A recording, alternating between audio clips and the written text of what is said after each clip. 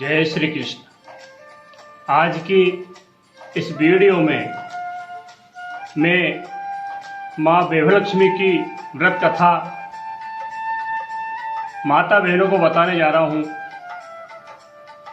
ताकि कोई भी माँ बहन या भाई अपने घर में जिनको संतान नहीं है, वो भी, जो पैसे से परेशान है वो भी, या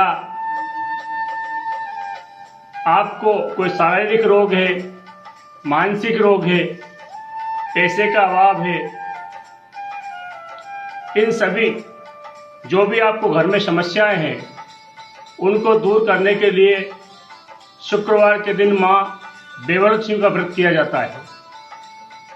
ये जो भी हमें कमी होती है संसार में जीने के लिए, ये व्रत इतना प्रभावकारी चमत्कारी व्रत है कि इस व्रत के करने से हमको वो चीज़ की प्राप्ति हो जाती है। लेकिन हमारे जीवन में यूँ तो अनेक समस्याएं हैं, लेकिन जब भी आपको व्रत करना है माँ वैभवलक्ष्मी का, कोई भी एक समस्या रख के और आपको व्रत करना है। ये नहीं हमने 5-25 समस्या रख ली और व्रत कर रहे हैं, ये ऐसा नहीं। एक कोई भी समस्या माँ के सामने रखो और 21 शुक्रवार या 11 शुक्रवार का व्रत माँ का रखो। व्रत कैसा करना है, पहले पूजन सामग्री सुन लो। आपको एक पटला बिछाना है और पटले के ऊपर लाल कपड़ा बिछाना है और एक मुट्ठी चावल उसके ऊपर रख कर के और उस पर तांबे का लोटा भर के रखना है। लोटे के गर्दन पे नाड़ा लपेटना है और एक नारियल, एक उसमें कटोरी रखनी है। लोटे के ऊपर एक कटोरी रखनी है, उस कटोरी में सोने का कोई गहना हो या चांदी का हो, दोनों ही ना हो तो 1 रुपया भी आप रख सकते हैं, कलदार नगद रुपया। उसका आपको पूजन करना है। लाल रंग का फूल चढ़ाना है, इस पे गहने पे चावल कंकुर लगाना है, नाड़ा चढ़ाना है। और उस पूजन में आपको मिठाई रखनी है नैवेद्य के लिए, भोग लगाने के लिए। मिठाई रखो मावे की मिठाई अगर नहीं हो, इतनी अपनी क्षमता नहीं है, तो इसमें लिखा है किताब में कि आप गुड़ या शक्कर भी रख सकते हो, या आप मोहन भोग भी बना सकते हो। कोई भी मीठी चीज बना करके उसका भोग लगाना है। और घी का दीपक लगाना है, 5 अगरबत्ती लगानी है। ये सामग्री है पूजन की। इसमें आपको जो है पूरब दिशा की ओर मुंह करके बैठना है। और आपके घर में यदि ऐसी तस्वीर हो, ये 8 लक्ष्मी जी के स्वरूप हैं और साथ में कुबेर भंडारी भी हैं। यदि कुबेर भंडारी साथ में नहीं होंगे तो भी चलेंगे, लेकिन ये अष्टलक्ष्मी का जो है इनका श्री यंत्र है, इसके सहित यदि आपके पास घर में तस्वीर हो तो आप उसको वहां स्थापित कर दे पाटले के ऊपर। ये अष्टलक्ष्मी की तस्वीर यदि आपके पास ना हो तो आप केवल लक्ष्मी जी का भी फोटो हो तो वो भी रख सकते हैं, क्योंकि अष्टलक्ष्मी का फोटो जो पुस्तक में आप पूजन करने जा रहे हैं उस पुस्तक में भी दी हुई है। तो आप इसमें 8 प्रकार की फोटो दी है माँ लक्ष्मी जी की, उनका जो है आपको एक एक फोटो आप निकालते जामे और उनका पूजन करते जामे। इनको कंकु लगाना है, चावल चढ़ाना है सभी तस्वीरों पर। जितने भी फोटो इसमें दिए हैं ये सब पे आपको फोटो लगा जो है तिलक लगा के कंकु का चावल चढ़ाना है, नाड़ा चढ़ाना है और इस श्री यंत्र को माथा टेक कर नमस्कार करना है। और यहाँ पे भी कंकु का तिलक लगाना है, चावल चढ़ाना है। इस प्रकार से ये 8 छवि दी है मातेश्वरी की, इन सबको आपको प्रणाम करना है। और इनमें जो लिखा है नीचे, ये बोल करके इनको नमस्कार करना है। ये जो लिखा है मैं आपको ये बोल के बता दूं, इसमें लिखा है कि हे ऐश्वर्य लक्ष्मी माँ, आप जैसे शीला पर प्रसन्न हुई वैसे सब पर प्रसन्न हो, सबको मनोकामना पूरी करना, ऐसा इस पे लिखा है। यदि आप कोई बाँचते नहीं आवे, बाँचते नहीं बने, कोई पढ़ने वाला साथ में ना हो, आप नहीं पढ़ पाए, तो आप केवल इनको माथा टेक के नमस्कार कर ले। कथा पढ़ने वाले आपके साथ में कोई बालक नहीं हो, आपको पढ़ना नहीं आता हो, तो आप मेरे YouTube चैनल P.अनिल शास्त्री, आप मेरे YouTube चैनल P.अनिल शास्त्री पर निकाल करके मेरी वीडियो और ये कथा सुन सकते हैं। आप कथा लगा दो मोबाइल पे और पूजन कर लो। पहले पूजन करने के बाद आप ये YouTube पे से कथा निकाल करके और आप सुन सकते हैं। P.अनिल शास्त्री, आप कथा निकाल करके और सुन सकते हैं। आपको कथा पढ़ने की जरूरत नहीं है, पढ़ना नहीं आता है, कोई पढ़ने वाला नहीं है साथ में, तो भी आपको कोई दिक्कत नहीं है। मेरा जो चैनल है, क्योंकि मैंने विशेषकर आप माता बहनों के लिए ये वीडियो बनाया है। इस वीडियो में इस व्रत को दोनों पति पत्नी साथ में भी कर सकते हैं और दोनों में से कोई एक भी कर सकता है। सामग्री मैंने बता दी है। इस प्रकार से आप सभी भक्त मेरे चैनल को सदस्यता लेना ना भूलें और पास में घंटी का बटन को दबाएं ताकि मेरी अगली वीडियो आपको जल्दी से जल्दी सुनने को मिले। आइए ये व्रत कथा आरंभ करते हैं। इसमें जब आपको उस सोने के गहने की या चांदी के गहने की या उस सिक्के की पूजा करनी है, उस पूजा को करते वक्त आपको ये मंत्र बोलना है। या रक्तांबुज वासिनी विलसिनी चंडासु तेजस्विनी, या रक्ताम रुद्रांबरा हरिसगिया मनोहलादिनी, या रत्नाकर मंगलिता प्रिया विष्णु सुहा गोहनी, सा माँ पातु मनोरवा भगवती लक्ष्मी से पद्मावती। ये लक्ष्मी स्तवन का श्लोक है, ये आपको बोलना है। अर्थात इस श्लोक में क्या कहा गया है? जो लाल कमल में रहती है, जो अपूर्व कांति वाली है, जो असह तेज वाली है, जो पूर्ण रूप से लाल है, जिसने रक्त रूप वस्त्र पहने हैं और भगवान विष्णु को अति प्रिय है, जो लक्ष्मी मन को आनंद देती है और समुद्र मंथन से प्रकट हुई है, जो विष्णु भगवान की पत्नी है, जो कमल में जन्मी है और जो अति से पूज्य है, वैसी है लक्ष्मी देवी, आप मेरी रक्षा करें। ये इस श्लोक का अर्थ है।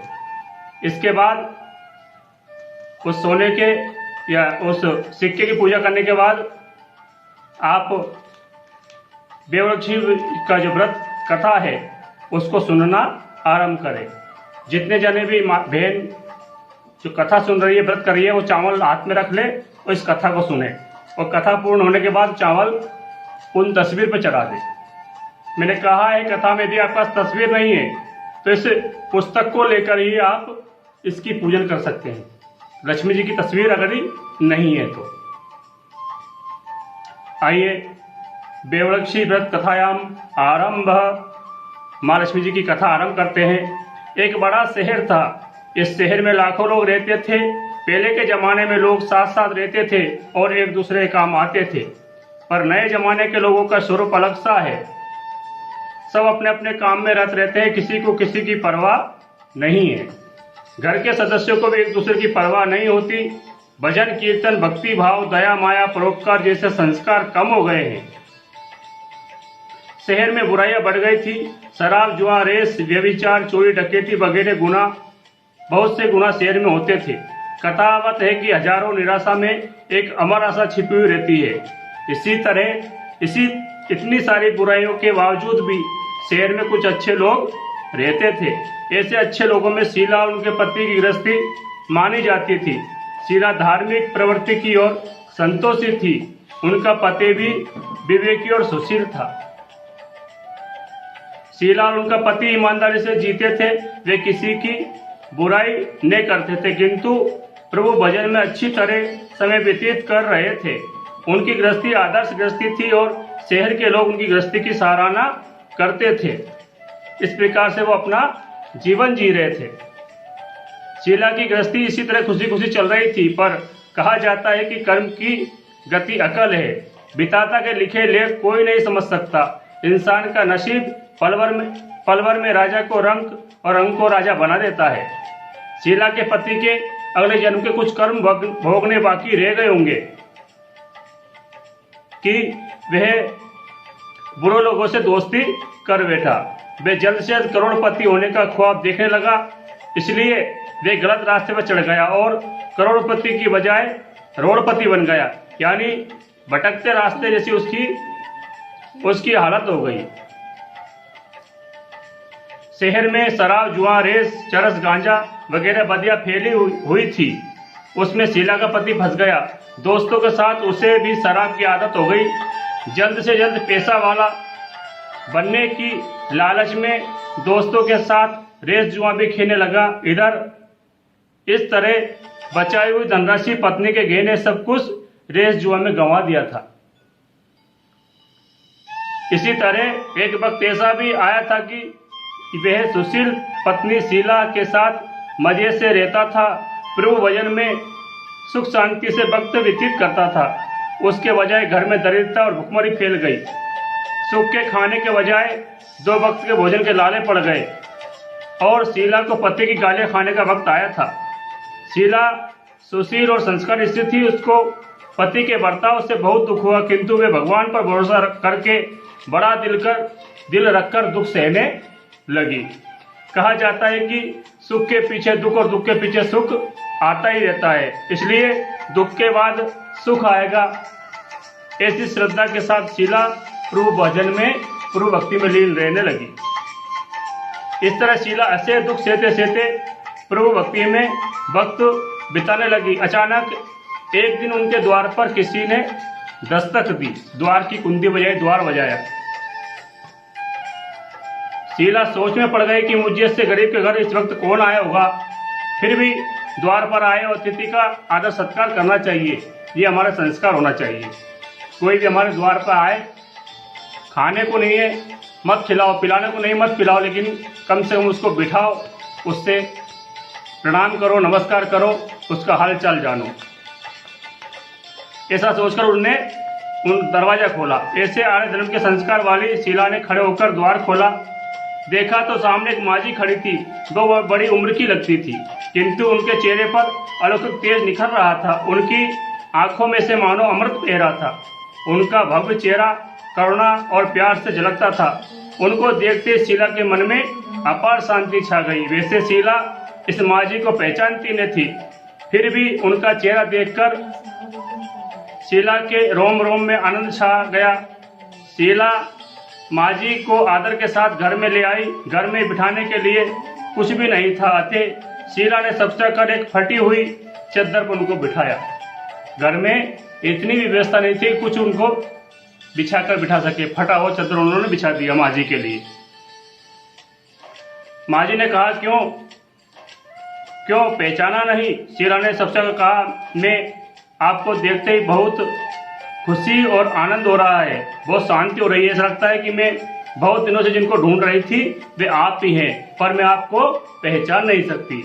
माजी ने हंसकर कहा, क्यों भूल गई? हर शुक्रवार को हम लक्ष्मी जी के मंदिर में भजन कीर्तन होते हैं, तब मैं भी वहाँ आती हूँ और वहाँ हर शुक्रवार हम मिलते हैं। पति गलत रास्ते पर चढ़ गया, तब से शीला बहुत दुखी हो गई और थी। दुख की मारी वह लक्ष्मी के मंदिर में भी नहीं जाती थी। बाहर के लोगों के साथ नजर मिलाते उसे शर्म लगती थी। उसने याददाश्त पर जोर दिया, पर माजी याद उनको नहीं आ रहे थे।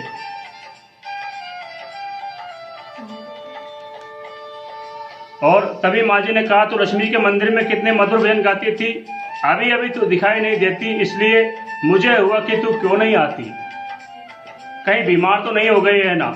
ऐसा सोचकर भी तुझसे मिलने आई हूँ।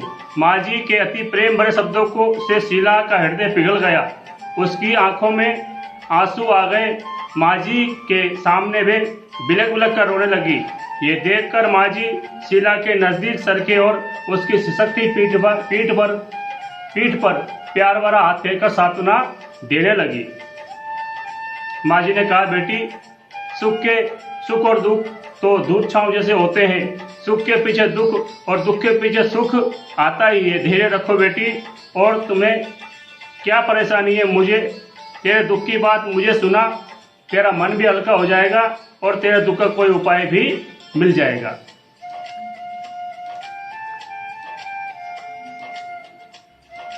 माँ जी की बात सुनकर शीला के मन को शांति मिली।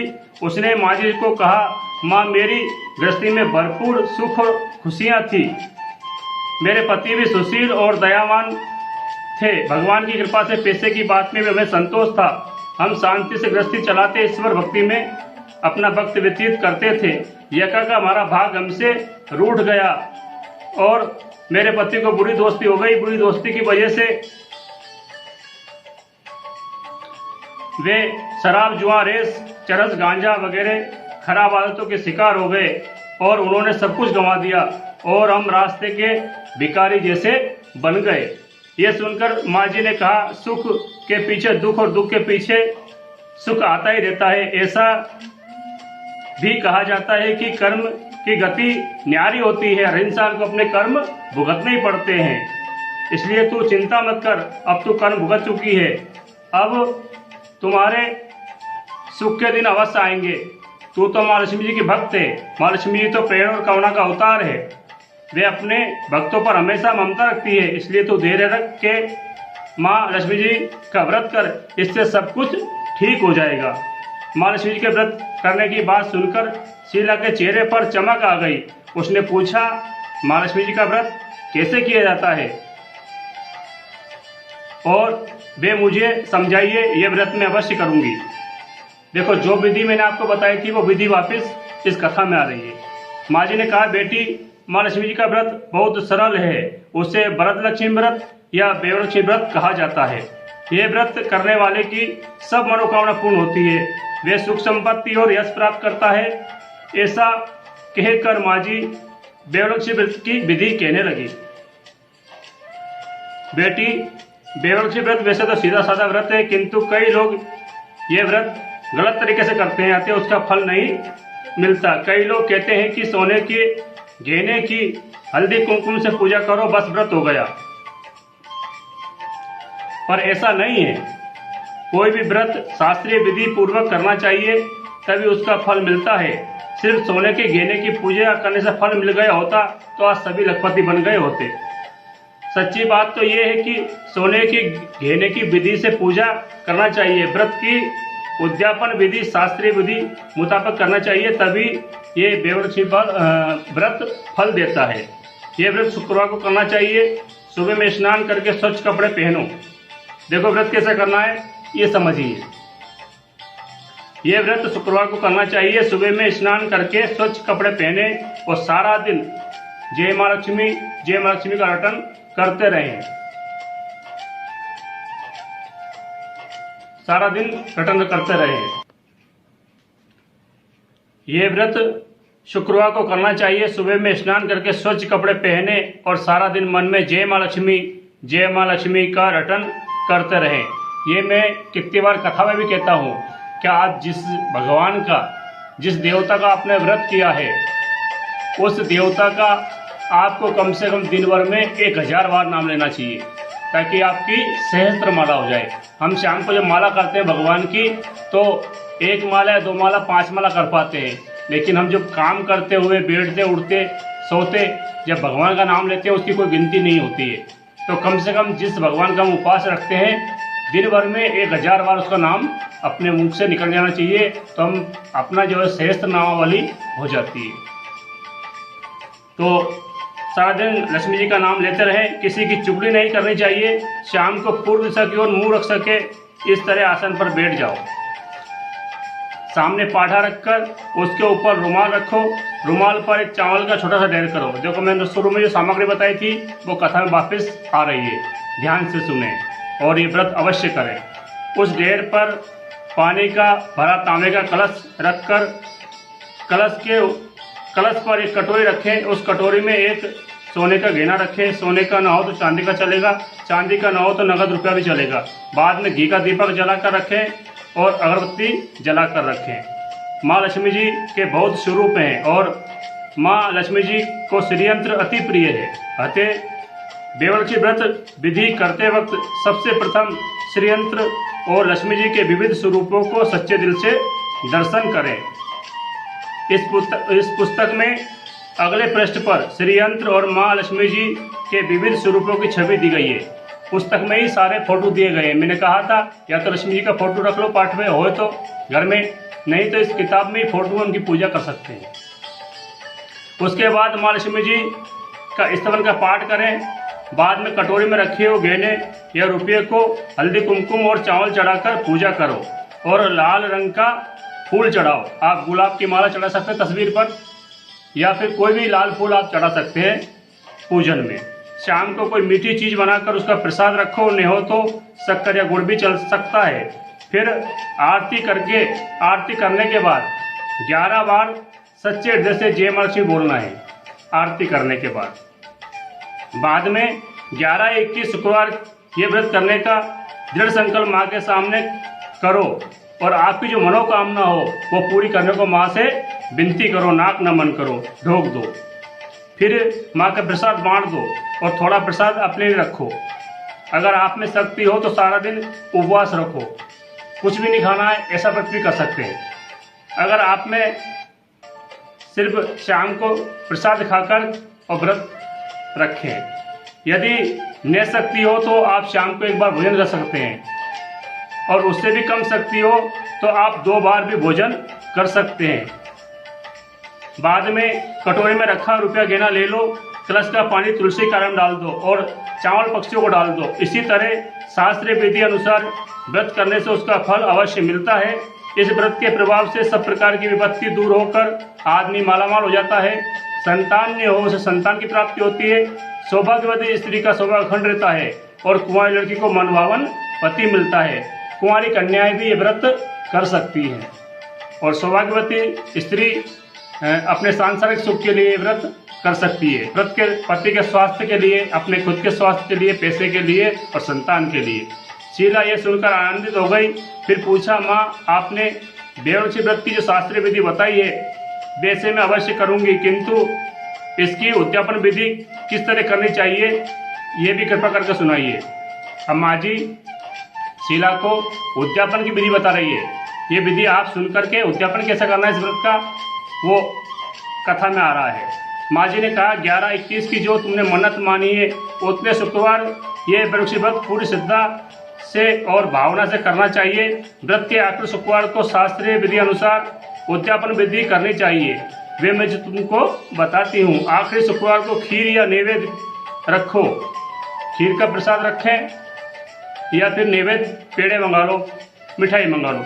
पूजन विधि हर शुक्रवार को करते हैं वैसे करनी चाहिए। पूजन विधि के बाद श्रीफल फोड़ो, एक नारियल का चढ़ाना है फोड़ करके, और कम से कम 7 कुंवारी लड़कियां या 7 सौभाग्यवती स्त्रियां, 7 कुंवारी कन्या या 7 सौभाग्यवती स्त्रियां को कुमकुम का तिलक लगा करके और ऐसी पुस्तक जो है एक उनको देना है और एक पेड़ा देना है, और पेड़ा नहीं हो तो एक कटोरी खीर देना है उनको तिलक निकाल करके। शायद संगम की बेवड़ची व्रत की एक पुस्तक उपहार में देनी चाहिए और सबको खीर का प्रसाद देना चाहिए। और फिर धनलक्ष्मी स्वरूप बेवड़ची स्वरूप माँ लक्ष्मी जी के छवि को प्रणाम करें। वापस से छवि दी किताब में उनको वापस से प्रणाम करें। और माँ लक्ष्मी जी का ये स्वरूप वैभव देने वाला है, लक्ष्मी देने वाला है। प्रणाम करके मनी मन भावुकता से माँ की प्रार्थना करते वक्त कहे कि हे माँ धनलक्ष्मी, हे माँ बेवड़लक्ष्मी, मैंने सच्चे हृदय से आपका बेवड़ची व्रत पूर्ण किया है, तो हे माँ हमारी जो भी आपकी मनोकामना हो वो पूरी करने को माँ से कहे। हमारा सबका कल्याण करना, जिसे संतान नहीं हो संतान देना, सौभाग्यवती स्त्री का सौभाग्य अखंड रखना, कुंवारी लड़की को मनभावन पति देना। आपका ये चमत्कारी बेवड़ची व्रत जो भी करे उसकी सब विपत्ति दूर करना, सबको सुखी करना। हे माँ आपकी महिमा अपरंपार है। इस तरह से व्रत करना है आपने को। इस तरह माँ की प्रार्थना करके माँ लक्ष्मी जी का धनलक्ष्मी स्वरूप को भाव से बंधन करो। जो धनलक्ष्मी का जो फोटो है उनका भाव से बंधन करो, नाक नमन करो। माँ जी के पास से बेवड़ची व्रत की शास्त्रीय विधि सुनकर शीला भाव भी और उठी। उसे लगा मानो सुख का रास्ता मिल गया है। उसने आंखें बंद करके मनी मन उसी क्षण संकल्प लिया कि हे बेवड़ची माँ, मैं भी माँ जी के कहे मुताबिक श्रद्धा से शास्त्रीय विधि अनुसार बेवड़ची व्रत 21 शुक्रवार तक करूंगी और व्रत की शास्त्रीय विधि अनुसार उद्यापन विधि करूंगी। शीला ने संकल्प करके आंखें खोली तो सामने कोई न था। वे विस्मित हो गई, माँ जी कहाँ चले गए। हे माँ जी दूसरा कोई नहीं था, वो साक्षात लक्ष्मी थी। जब जब भी हम पे संकट आते हैं भगवान हमारे पास जरूर आते हैं किसी भी इंसान के रूप में, और हमको रास्ता बताने जरूर आते हैं, लेकिन हम उनको पहचान नहीं पाते, हमारी वो दृष्टि नहीं है।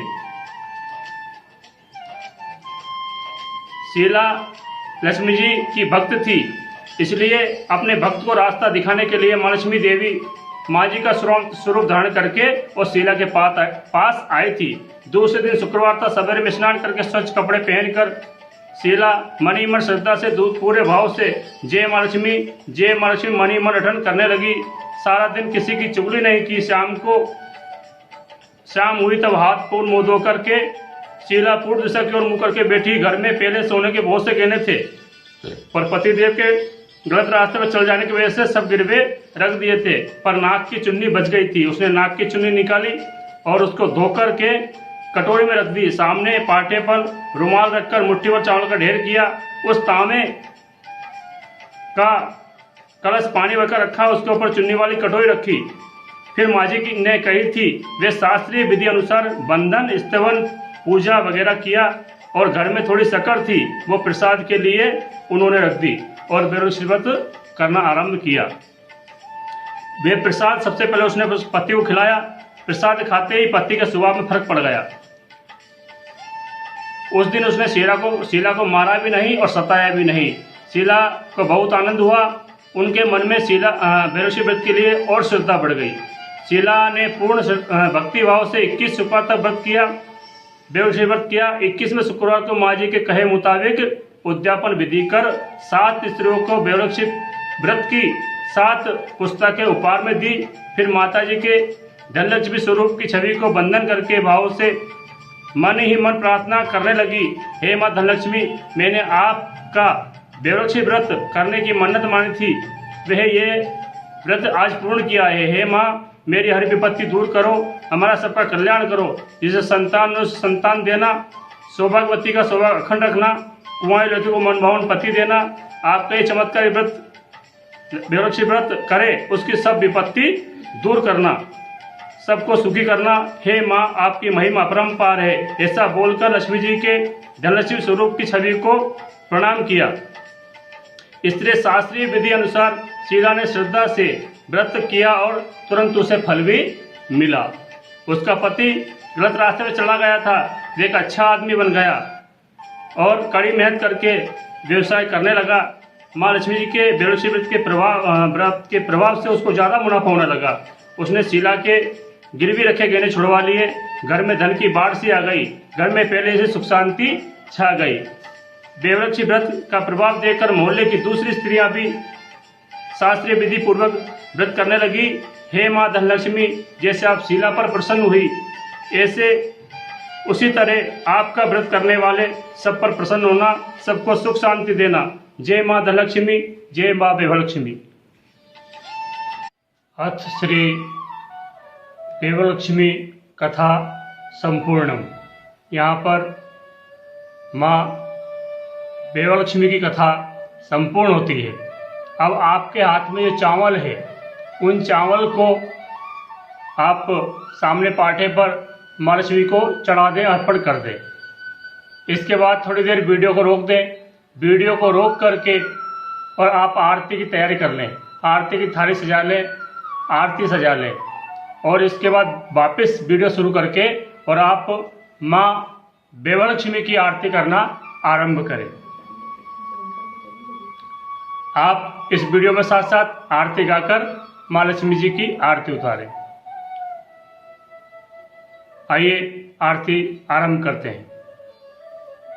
ओम जय लक्ष्मी माता, मैया जय लक्ष्मी माता, तुमको निस दिन सेवत, मैया जी को निस दिन सेवत, हरे विष्णु विधाता। ओम जय लक्ष्मी माता, उमा रमा ब्रह्माणी, तुम ही जग माता, मैया तुम ही जग माता। सूर्य चंद्रमा ध्यावत, सूर्य चंद्रमा ध्यावत, नारद ऋषि गाता, ओम जय लक्ष्मी माता। दुर्गा रूप निरंजनी, सुख संपत्ति दाता, मैया सुख संपत्ति दाता। जो कोई तुमको ध्याता, जो कोई तुमको ध्याता, रीति सिद्धि पाता, ओम जय लक्ष्मी माता। तुम पाताल निवासिनी, तुम ही सुखदाता, मैया तुम ही सुखदाता। कर्म प्रभाव प्रकाशिनी, कर्म प्रभाव प्रकाशिनी, भवनिधि की त्राता, ओम जय लक्ष्मी माता। जिस घर में तुम रहती, सब सद्गुण आता, मैया सब सद्गुण आता। सब संभव हो जाता, सब संभव हो जाता, मन नहीं घबराता, ओम जय लक्ष्मी माता। तुम बिन यज्ञ न होवे, वस्त्र न कोई पाता, मैया वस्त्र न कोई पाता। खान पान का वैभव, खान पान का वैभव, सब तुमसे आता, ओम जय लक्ष्मी माता। शुभ गुण मंदिर सुंदर, क्षीरोदधि जाता, मैया क्षीरोदधि जाता। रत्न चतुर्दश तुम बिन, रत्न चतुर्दश तुम बिन, कोई नहीं पाता, ओम जय लक्ष्मी माता। महालक्ष्मी जी की आरती जो कोई नर गाता, ओ मैया जो कोई जन गाता, और आनंद समाता, और आनंद समाता, पाप उतर जाता, ओम जय लक्ष्मी माता।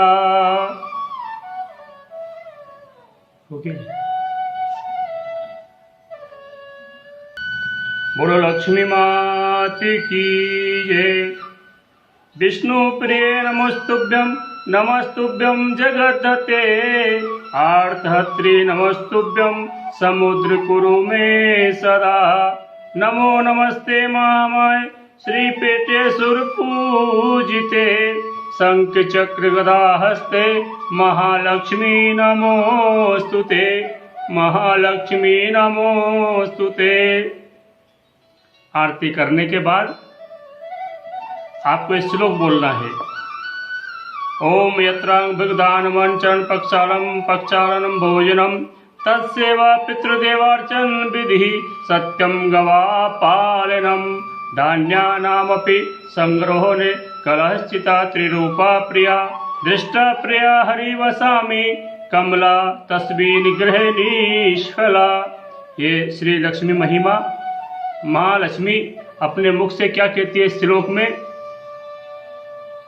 ये महालक्ष्मी कहाँ पे विराजमान रहती है, कहाँ पे इनका स्थायी निवास होता है, कि इस श्लोक में इन माँ ने बताया है।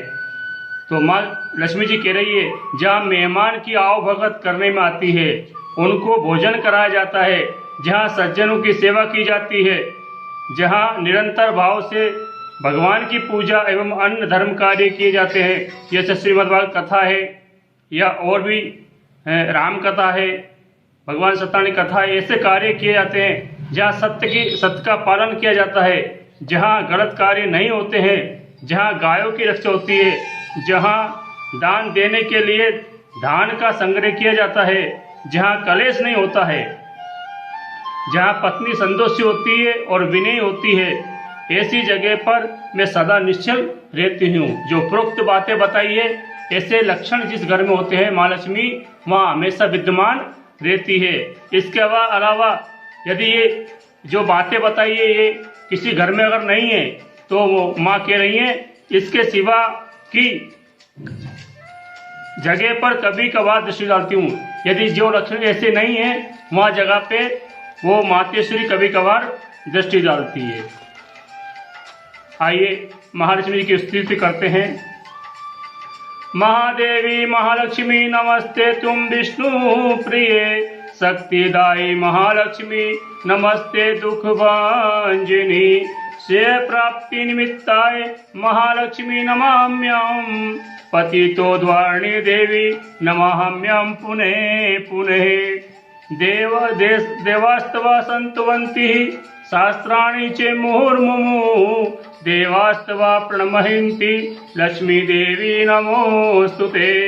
नमस्ते महालक्ष्मी नमस्ते भवभंजिनी भुक्ति मुक्ति निलभ्यन्ते महादेवी त्वयि कृपा विना सुख सौभाग्य ने प्राप्नोति पत्र लक्ष्मी ने विद्यते ने तत्फलम समाप्नोति महालक्ष्मी नमाम्याम्। ओम देहि मे सौभाग्यारोग्यम देहि मे परम सुखम नमस्ते शक्तिदायित्वम नमस्ते धीरभंजिनी विदेहि देवी कल्याणम विदेहि परमाश्रयम विद्यावंतम यशवंतम लक्ष्मंतम जन्म कुरु आचिन्त्य रूप चरिते सर्वशत्रु विनाशिनी नमस्ते महामाये सर्व सुख प्रदायिनी नमाम्यहम् महालक्ष्मी नमाम्यहम् सुरेश्वरी नमाम्यहम् जगदात्री नमाम्यहम् परमेश्वरी नमाम्यहम् परमेश्वरी।